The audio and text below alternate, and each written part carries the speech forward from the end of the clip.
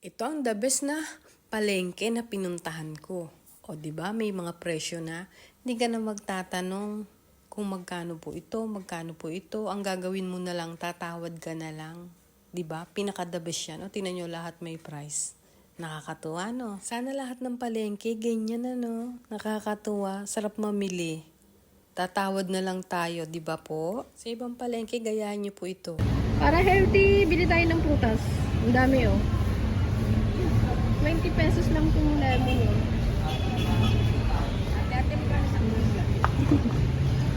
Sarap nito. Ito, bongkanis. Tawag ko dito bongkanis.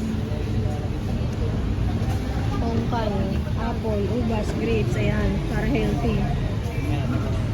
Bili ng prutas.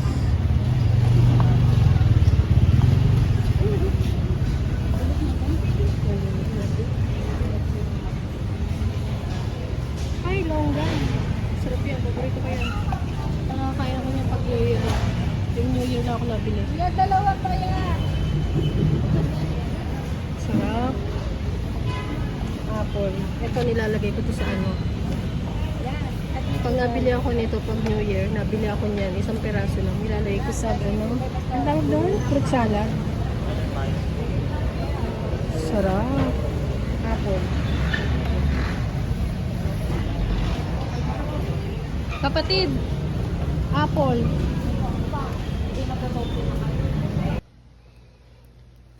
Bil kami ng melon, ang ganda. Oo yata dahil ikinabit ko na yung tiyan. Bil kami ng papaya. Hindi ko pinirado.